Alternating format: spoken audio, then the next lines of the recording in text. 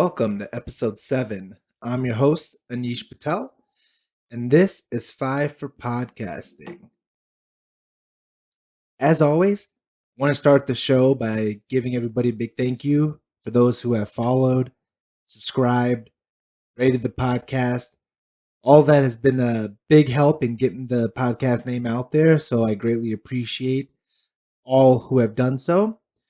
If you haven't already, you can follow the podcast on social media on Instagram and Twitter. The handle is the same for both. It's at 5, the number 5, for podcasting. And then you can also subscribe to the podcast wherever you get your podcasts. Available on most podcast platforms. Podcast platforms. Spotify, Apple Podcasts, Google Podcasts, so forth. So, as I mentioned, if you haven't done so already, please be sure to subscribe. Rate the podcast, leave comments. Any of that is greatly appreciated and helpful moving forward. As always, have a lot to talk about this week. Going to be talking, going to be focusing today's episode on NBA and NHL playoffs. Talk a little bit about tennis's U.S. Open, and then we'll get into gambling picks. Today I'm going to do something a little bit different with my gambling picks. I'm going to give you the 5 picks as normal, but I'm also going to cover round one. Not round one. Week 1 of the NFL season. So I'll talk a little bit more about that when we get to that. So first, I want to start off by talking about the NBA playoffs. So last night, I'm recording this Wednesday morning. Last night, we had Utah-Denver Game 7, and it was a fantastic game. Now, granted, very low scoring, partly due to great defense played, but also partly due to sloppy transitions, fast breaks that weren't coming together. So it was a mixture of everything.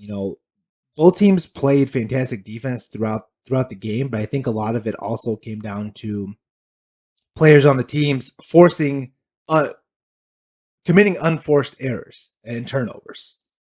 I think the last minute and a half of the game, the sequences that went down, it was a lot of turnovers, a lot of sloppiness, which led to an exciting finish at the end of the game, with Mike Connolly's 3 going halfway down and popping back out. And Denver ended up winning the series in 7. On paper, or I should say, the record-wise, they were the better team. But honestly, this was kind of one of those toss-up series where if Utah would have won this in 5 games, like they were on pace to, I wouldn't have been surprised. So it was just one of those series where both these teams matched up really well with each other, and it came down to the 2 scoring guards, basically, Jamal Murray and Donovan Mitchell. Those 2 put on an absolute show throughout the whole series. I mean, they were trading blows, they were matching each other's scoring. It was really fun to watch. I know a lot of people were saying that it sucks that one of these 2 teams has to go home. And I agree with that to some extent. But at the end of the day, let's be honest, neither of these teams are going to win an NBA championship this year. So the fact that one of them had to go home, it's just, in my view, I think it was just more so one of them just went home earlier than we expected. You know, uh, so it was one of those unfortunate things. Talking a little bit about the end of the game, though, I think Denver could have really iced the game on that possession before the Connolly 3. They had a fast break. It was 3-on-1, and they went up to try to score a quick layup. In my opinion, they should have pulled the ball back out and killed more time. They should have made Utah commit a foul and put the pressure on Utah at the end of the game. I think by them going and try to score on that fast break, it left that door open for Utah to potentially hit that 3. And at the end of the day, it ended up working out for Denver. That uh, that Utah missed the three. But man, I mean, it was a great series overall, and I loved every bit of it. You can definitely see the emotion on Donovan Mitchell's face at the end of the game, where when Conley missed the three. He left it all on the line. He left it all out on the court. Yeah, I don't think you could have asked any more from him this series, really. Uh, he did everything he could to put that team on his back and try to win that series. And it just happened to be that he just got outgunned by Jamal Murray in Denver at the end of the day. So, I wouldn't say necessarily that Utah lost the series, even though they were up 3-1. I think it was just a matter of fact that Denver just won it. So that I'll leave that with I'll leave it with that for that series. Now, Denver's consolation prize, they get to play the Clippers. So I don't expect Jamal Murray to have breakout games like he has against Utah. Clippers are obviously a much better defensive team. I assume Kawhi or Paul George is going to get the defensive assignment of guarding Jamal Murray. So that's going to make his life a lot harder. Now I know what you're saying. Luka Doncic torched them in the first round, but Luka is a generational player. I mean, he's going to be MVP in the next few years, so you can't compare him doing what he did against the Clippers to what Jamal Murray could potentially do to the Clippers. And also another thing with Jamal Murray I wanted to talk about.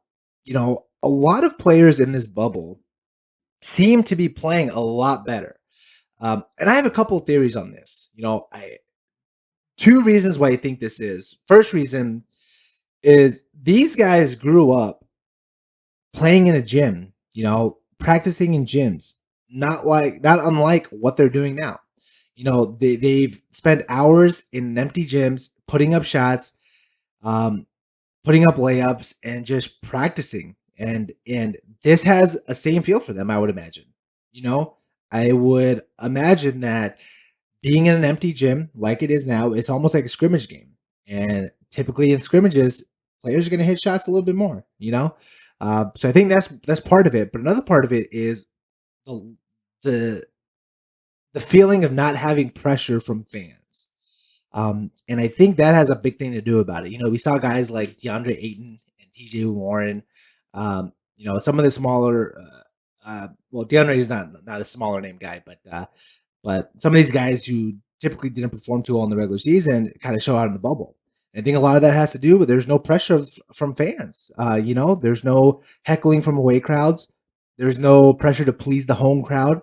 And I think Jamal Murray, I think Jamal Murray is a good player. Don't get me wrong. He showed glimpses last year in the playoffs.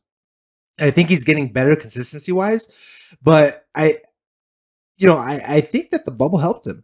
I think that being in this environment really kind of helped him find his scoring touch and really helped him kind of manage how to run this offense. So for him, I think being in this bubble has been an extreme advantage. And I think partly, again, those two reasons of one being in an empty gym and having that feel of practice in a scrimmage, but also not having the pressure from fans and being able to play freely. So, um, you know, again, will that translate over to when they play the Clippers? We'll see. Clippers are an amazing defensive team, as I mentioned. So if it doesn't translate over, I'm not gonna jump to the gun and be like, oh, it was a fluke. We'll have to see how he does next year. Um, on the flip side of the Western Conference, you have Houston and OKC going to Game 7. That's going to be played tonight. So that's going to be fun to watch. We'll see how Houston responds. OKC, I thought when Westbrook came back in Game 5 that Houston was going to wrap it up in 6. I thought Westbrook was a missing piece for him. For them, I thought Westbrook was the piece that could really put Houston over the edge, especially after losing 2 in a row to OKC. Um, Granted, the last few possessions of Game 6, Houston looked a little discombobulated. Westbrook had a lot of turnovers. He was playing hero ball. I watched that game, and it's kind of twofold for me. He did play hero ball. Don't get me wrong, but at the same time, Harden was not moving. He was standing flat. He wasn't creating space for himself for Westbrook to potentially make a play to get it to Harden. Now, would Westbrook do it? I don't know. We weren't granted that situation to see what he would do in that case. But you at least gotta move around and give that as an option. Um, so, a little bit of blame goes on both, I would say. I know there's been a big discussion on who's to blame for it. And I think that it has to go on both of them, to be honest with you. Um, Westbrook was trying to do too much at the end of the game, and Harden wasn't doing enough at the end of the game, in my opinion. So, we'll see how Game 7 plays out. I think Houston will, get their shit together in Game 7, and I think they'll end up closing it out. So if they do end up doing that, them against the Lakers, I think will be a fun series. It'll be interesting to see um, how the Lakers will manage playing their two bigs, JaVale McGee and Dwight Howard against Houston. I don't imagine they're going to get a lot of playing time, but we'll see how that plays out. So, um, and then in the Eastern Conference, you got Boston already up 2-0 on on um, on Toronto, which was kind of a surprise for me. But looking back at it, I thought Toronto had the championship pedigree to kind of have the right mentality and show up for these games against Boston. But Boston has just been able to match up with Toronto very well in this series so far. Um, Jalen Brown and Jason Tatum have been able to contain Siakam, and that's putting a lot more pressure on Lowry and Van Vliet to make up for the scoring that Siakam is not providing because of the defense that Tatum and Brown are providing on him. And we'll see as the series progresses if they make adjustments, if Lowry and Van Vliet end up breaking out and have better games.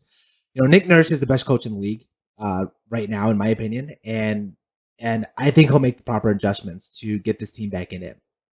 And on the other matchup, Miami and Milwaukee. I like Miami in this series. I picked Miami to win game one. I'm going to pick him to win game two as well. I think they match up really well with the Bucks. They have 9 players, as I mentioned multiple times on this podcast. They have 9 players they can roll out there at any given night who can create their own shot, who can create space, who can defend. And in the playoffs, that's what you need. You know, um, I think they're doing a good job on Giannis, building a wall in front of Giannis and making him work for every point he gets. I think they're making other guys like Chris Middleton and Eric Bledsoe. Uh, I think they're making them putting the pressure on those guys to make them pay and to score. And I think that if you can shut Giannis down and put the pressure on those secondary and third guys to make up for the scoring, I think that's going to put you in a good position to beat the Bucks. Now, I still think this series will go 6 games. The Bucks, they're too good to not make it competitive. I just think Miami is the better team here, and I like their chances to make the Eastern Conference Finals and potentially make the NBA Finals. We'll see. So it'll be definitely fun to watch as that all plays out. Um, the second round for the 2 games that have already started have definitely been fun to watch, and I'm sure Clippers Denver will be fun, and I'm sure Lakers versus Thunder or the Rockets, whoever they play, will be fun to watch. So it'll definitely be interesting to see. So I want to pivot over to the NHL second round now. Um, as I've mentioned, I mentioned the last couple of weeks, there are 4 teams that I really liked in these playoffs that I thought had looked really good. Those 4 being Colorado, Vegas, the Islanders, and the Bruins. I'm probably I can say now I'm definitely wrong about 2 of those. Boston, who has already been sent home by the Lightning, and then Colorado, who's down 3-2 in their series against the Stars. Now, Colorado, they're not out of it, obviously.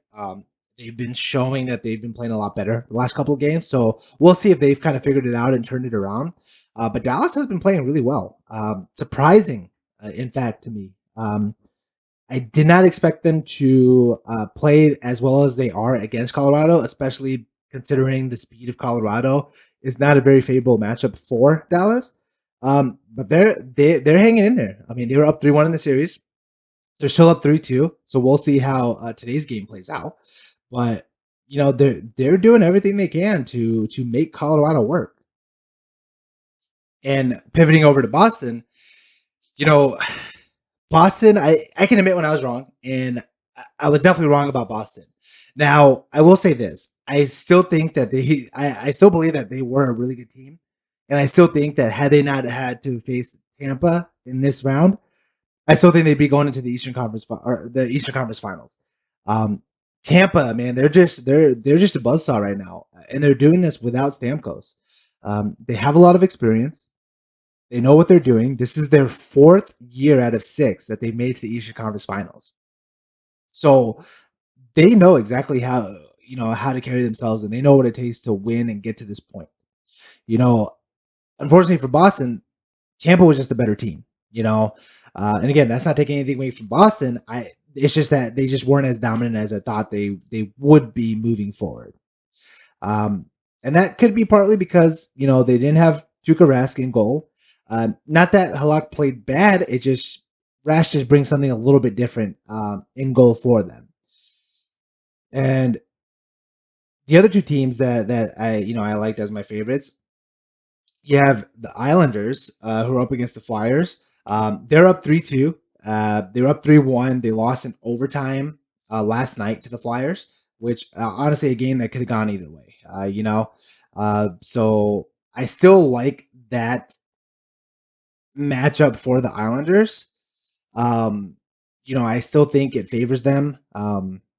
Uh, they have, as I mentioned multiple times, the Islanders to me have the best all around team in the playoffs right now, top to bottom. Maybe outside of Vegas, but them to me are the best team. And when you have the best team and the best chemistry as a team, that's going to get you far, in the playoffs. And then flipping over to Vegas, again, same with them. They were up 3-1, lost last night. Still not too worried about them. Vegas is a good team. They're a good young team. They're going to be around for a while. I just think they're overmatched in this series. Vegas is four lines deep. Any line can score. They defend really well. They have defenders that can jump up in the offensive play to make things happen for the offense. They got Robin Lehner in goal, who's playing awesome right now, who's proven to be a very good goaltender as well. So it'll be fun to watch them moving forward. I still think they're going to win. Like I said, I think they'll close it out next game. Um, to me, I think it's going to be Vegas versus the Islanders in the Stanley Cup final. We'll see how it plays out. If the Islanders end up winning their series, which I do believe they will, we'll see how they do against Tampa, who, like I said, is a buzzsaw right now. But it'll definitely be fun to watch. So we'll see how that all plays out. Now, another sports item that started this week is the U.S. Open, tennis U.S. Open. Uh, First major tournament of the year since coronavirus. So I'm excited. I'm a big tennis fan. I played tennis in high school. I enjoy watching it, and it's very entertaining for me to watch. I know I won't spend too much time on it because I know a lot of people aren't a big fan of watching it. So, um, I will say that uh, I think Novak Djokovic is the favorite, obviously going into this tournament. He's one of the top three players in the world. Him, Federer, and Nadal. Um, you know, for me, he's probably the best player in the world right now. And he's playing really well. He's gotten some rest now, especially not having the major tournaments earlier this year. Um, he had some injuries last year that were kind of nagging him. That kind of prevented him from winning some more Grand Slams last year. But I think now that he's fully healthy, he's had some rest. He's had some time to work on his game. I think he's going to come out. I think it's his tournament to lose. Um, and it'll be fun to see moving forward, especially the last decade or so. It's been those three guys that I mentioned: Djokovic, Nadal, and Federer, who have been the top dogs in tennis. We'll see how moving forward if any of these anybody else can kind of contend and take their throne from them. So it'll be fun to watch. So, like I said, don't want to spend too much time talking on tennis. I know a lot of people probably aren't too interested in it, so don't want to spend too much time there. So let's take a quick break, and then we're going to get into the gambling picks for this week. So take a quick break, and we'll be right back. This podcast is brought to you by Anchor. Anchor is the easiest way to make a podcast. Not only is it free to use, but it provides you with creation tools that allow you to record and edit your podcast right from the comfort of your own mobile device or computer. Anchor also takes care of distributing your podcast for you, so you don't have to worry about making sure you go to Spotify, Apple Podcasts, Google Podcasts to make sure your latest episode is uploaded. Anchor takes care of it all for you right from the comfort of their website. You can also make money from your podcast with no minimum listenership using the sponsorships provided by Anchor. It's pretty much everything you need to make a podcast all in one place, and I can vouch for that. I've been using Anchor for almost a year now, and not only has it been easy and convenient, but it's great as someone who's just starting in the podcast game to really get the podcast name out there, and really be able to hone in on my skills of editing, producing, and writing out a podcast episode. So if you haven't started using Anchor yet, and you're looking into getting into the podcast game, download the free Anchor app or go to anchor.fm to get started today. All right, so let's get into this week's gambling picks. So last week, I know we had the the strike in sports. So my picks for last week, the hockey picks went through. So I had two picks that did go through. Um, it was the Colorado, the two picks in the Colorado game, basically the money line and the over. So where I am now for the week, the other three picks for the NBA, because they were on strike, they were counted as a push. So where I stand now, I'm still down down in the hole, $267, but hoping to get back on the right track after this week's picks. So here are my picks for today. I like the over. The over under for Houston, Oklahoma City is set at 219. I like the over for that. Um, I think both teams have played pretty well defensively, but I think being Game 7, uh, I feel like they will play a little tighter, but I think they're going to be putting up a lot more threes. I think transitions are going to be a lot faster. I think they're going to be a lot more fast breaks. So I think the over on that, both teams I feel like are going to be able to hit that. Along with that, I'm going to take Houston as a 5.5 point favorite. As I mentioned earlier, I think Houston is going to win this game tonight. I think they'll figure out how to close out the game. It won't be a debacle like last game, ending of last game was. I think Westbrook and Harden will get on the same page, and you know I like that. I like them at 5.5. I think that's a good line, and I'll take that. Um, I also like a little MLS action. Nashville versus Orlando. I like the under. The over under is set at 2.5. Um, every game Nashville has played in, it's only been a 1 or 2 goal game total. So they're a pretty good defensive team. I know Orlando is also a good defensive team. So I like the under there as well. And the another one is the Colorado Dallas over under for today. They have hit the over in every single game so far. Um, the over under was not set on Action Network, which is what I use yet. But I've seen a few places where it has been set at 6.5. I still like the over. I know that's a very high over under, but they have hit 7 goals or more every game this series.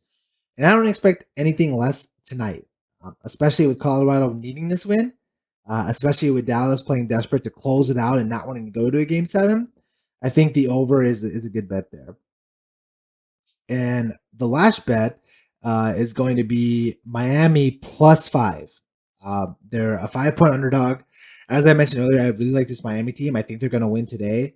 Even if they don't win today, they're going to play it tight. I think 5 points is an easy spread to cover for this Miami team. Um, I, I forgot to mention how much I'm going to put on these bets. So the over on Houston, Oklahoma City, I'm going to put 100 on that. I'm going to put 100 on Houston being a 5.5 point favorite. I'm going to put 100 on the under set at 2.5 for Nashville versus Orlando and MLS. I'm going to put 150 on the over for Colorado and Dallas. Um, Again, I think that one's a no-brainer bet, so I'm gonna put the most on that, and I'm gonna put $50 on Miami being a 5-point underdog to cover that spread. So those are my 5 bets that I'm gonna make this week for today's games.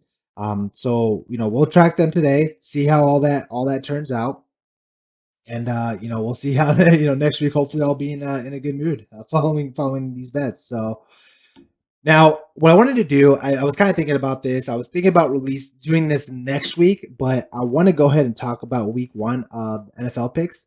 I'm not going to necessarily place any bets, but I'm just going to talk about who I like in terms of the lines and whatnot. Um, Reason why I'm doing it this week, next week, I'm not sure what my schedule is going to be like over the next couple of weeks, so the podcast might be a little more inconsistent. But I am having some guests on over the next few weeks, so want to make time to have the guest on, and those will probably be the primary episodes the next few weeks. So we'll go from there. So let's go ahead and get into the NFL lines for week one. So the first opening game, Thursday the 10th, is Houston versus Kansas City. The line is set as at Houston as a 9.5 point favorite. Oh, sorry, Kansas City as a 9.5 point favorite. And I like that. I like Kansas City to cover that. I think they are on a mission to prove that they are obviously deserving of the championship. I think everybody knows that, but I think they're on a mission to defend that championship and to create their own dynasty down in Kansas City. Houston, I don't know what Houston's doing, to be honest with you. They traded DeAndre Hopkins, their best offensive player in the offseason. They got David Johnson back in that trade, so we'll see how that pans out, especially considering he's been injury prone the last couple of years. They also signed or traded for Brandon Cooks. Again, another player who's been injury prone, so we'll see how that plays out. It's going to take some time for Houston to mesh with these new guys, especially with the lack of training camps and OTAs this year. It'll be interesting to see how that plays out. So I like Kansas City to cover that 9.5 spread. Next game is Las Vegas Raiders versus the Carolina Panthers. Raiders are favored by 2.5 points here. The game is in Carolina. Again, the home and aways right now for week one, especially, I think most teams, I'm pretty sure, are not going to have fans.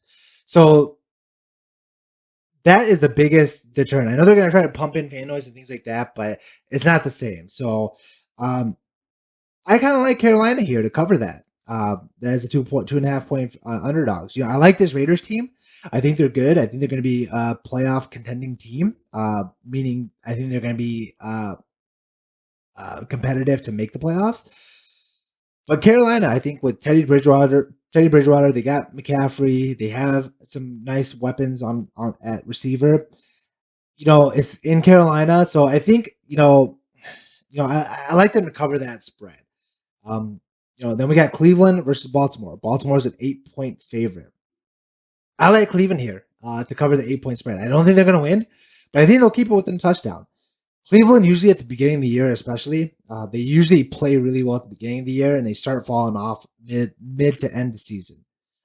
They have a new head coach in Kevin Stefanski, so we'll see how his new system with those offensive weapons play out. I think they're going to be fun to watch. So we'll see. I do like them to cover that 8-point spread though. Like I said, I think Baltimore is still going to win this game, but I don't think it's going to be more than a touchdown. Then we got the Jets versus the Buffalo Bills. Bills are a 6.5-point favorite. I like the Bills here. Josh Allen is a young emerging quarterback. They picked up Stephon Diggs in the offseason. They have Devin Singletary, who was an up and coming running back last year. They got John Brown as another receiving option. Their defense is always competitive. So I like Buffalo here. I think they're, as I mentioned in my preview podcast, I think them and New England are the two teams favored to come out of the East this year. So I like them to cover that 6.5 spread. Then we got Green Bay at Minnesota. Minnesota is a 2.5-point favorite here. Minnesota, I will say they just traded for Yannick Ngouke from Jacksonville. That's going to be a huge pickup for them defensively, especially after losing Everson Griffin. But I like Green Bay here. Green Bay is coming off an NFC Championship season. They're coming off of a season where they probably felt like they could have made it to the Super Bowl. They picked up some good draft picks, some good receivers in the draft, I should say. Um, and I think they're going to be out to prove that last year wasn't a fluke. I think they're going to come out to prove that Aaron Rodgers still got it. Aaron Jones, obviously, a menace in the backfield. They got Devontae Adams. They have a lot of weapons there. So I like Green Bay to cover that 2.5 spread. Then we got Philadelphia at Washington. Philadelphia 6.5 point favorite. I think that's a good spread. I like Philadelphia there. Again, the Washington football team. Who knows what to think of this team right now? They have some good players, but we'll see how they put it all together. I think Philadelphia is just going to be too good, though. So I like them at 6.5.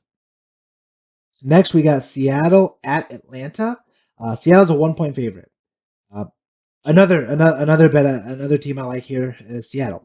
They traded for Jamal Adams in the offseason. I expect DK Metcalf to make a jump in his sophomore year. Tyler Lockett is a threat. Chris Carson is a nice, consistent running back who can move the chains for them. And then you got Russell Wilson, one of the best quarterbacks in the league. So I like Seattle here. Uh, Typically if this uh, game had fans in it, I think the fans actually do help the Falcons a lot more than people think. Um, and if fans were in the stands, I think this would have been a line favored in Atlanta's favor, but it's not, and I like Seattle here. Next game is Miami versus New England. Um, it's Miami at New England, and New England is a 6.5 point favorite. Uh, I don't know what to expect for this New England team. I do expect Bill Belichick to really come out firing. I expect him to have a game plan ready for Miami, especially since he's been planning for something for months now. He's gonna want to come out and prove that he can do this without Tom Brady. So I do like. I mean, I like this Miami team just because of how Brian Flores has them playing, but I think the Patriots are going to cover that 6.5 spread. Um, it's going to be the first game with Cam Newton. It's going to be the first game without Tom Brady in 20 years. I know they're missing a lot of people on defense, but Bill Belichick is going to have this team ready to play. So I'm not worried about them. Next game is Chicago at Detroit. Detroit is a 3 point favorite. I actually like Chicago in this game. The biggest question with Chicago is quarterback, right? Mr. Brisky, I don't think he's their guy. I it'll be interesting to see how the competition between him and Nick Foles plays out throughout the year. But Chicago does have a lot of weapons on offense. They have a very talented defense. Uh, Detroit is always one of those teams that always seems to underperform, even with a lot of talent on their team. They're going to make it competitive. Don't get me wrong; they always play each other tight. But I think Chicago will win this one. Um, if not win, I think they can at least cover the 3 point spread. Most of these games they've played against each other have been a field goal or less game, anyways. So I like Chicago to cover. Next game is Indianapolis Colts at Jacksonville Jaguars. Indy 7.5 point favorite. I'm not even gonna spend too much time talking about this one. I like Indy to cover. Jacksonville is just a hot mess as a franchise. I do like some of the things they do. They have some of the players they have on offense, but they just got rid of Leonard Fournette. They released him, so Jacksonville's just a complete shit show right now. And I like Indy to cover this. So moving on, we got the Chargers versus the Bengals. Chargers are a 3 point favorite. It is at Cincinnati. This one's a tough one. Chargers. Derwin James is going to be out extended amount of time. He just had surgery on his knee, so that's going to hurt them on defense. Uh, but overall, I still like the Chargers to cover to cover that spread and win this game. I think they have a lot of talent on offense. It's going to be predicated on Tyrod Taylor. How is he going to play in his first game? He's got a lot of weapons. Austin Eckler, He's got Keenan Allen, Mike Williams, Hunter Henry. Um, the defense is solid even without Derwin James. So I think they'll still be able to cover that. On a flip note, I think it's going to be fun to watch Joe Burrow in his first game, see how he does. Uh, AJ Green will be healthy, so we'll see the connection between them two, and I think it's going to be fun to watch. So, uh, next game is Arizona versus San Francisco at San Francisco. 49ers are 7-point favorite.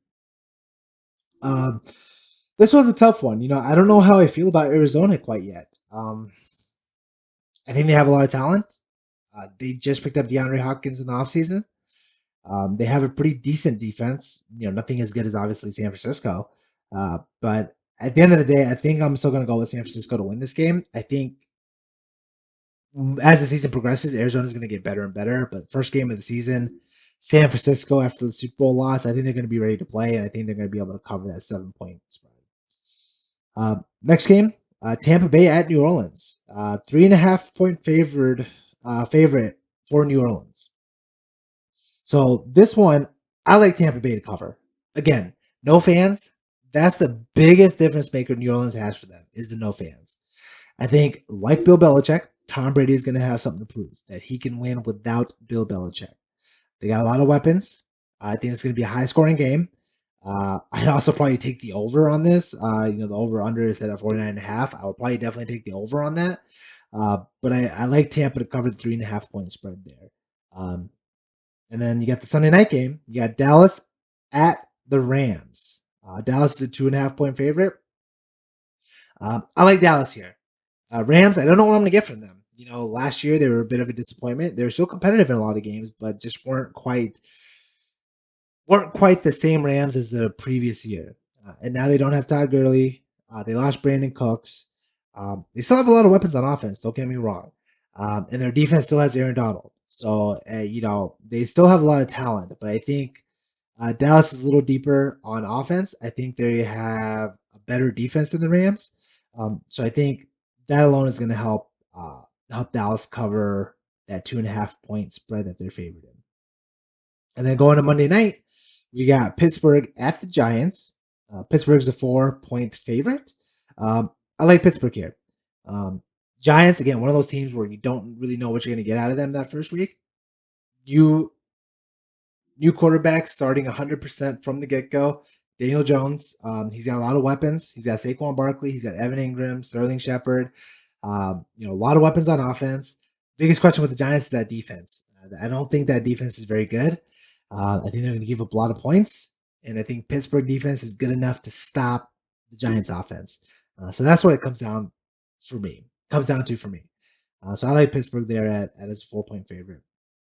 And then the last game of the week is Tennessee versus Denver at Denver. Denver is a 1.5 favorite. Now, Denver is probably the only home field advantage to where you can still consider a home field advantage even without the fans just because of the altitude. But I like Tennessee here. Last year they played each other. It was a close game for most of the game.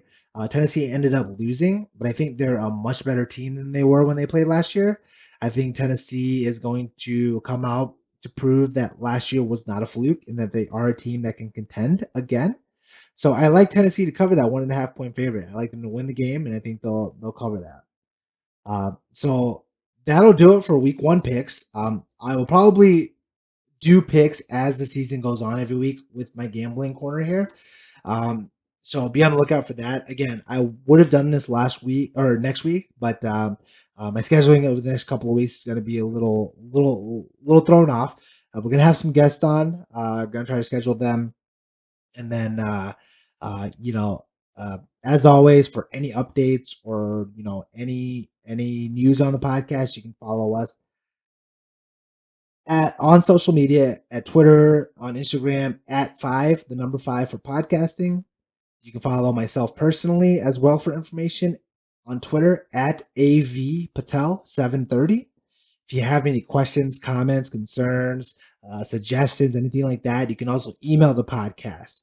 The email is 5 spelled out for podcasting at gmail.com. Thank you for listening today. Like I said, this week we're back to 1 episode a week. Next week, hopefully, I'm hoping to still get an episode out next week with the guest. We'll see depending on scheduling. If not, I'll still try to get just a normal episode out. Might not be as long as normal as usual, but I'm still going to try to get an episode out regardless. So just hang tight with me over the next couple of weeks as we figure out some scheduling. As always, again, thank you for those who have followed.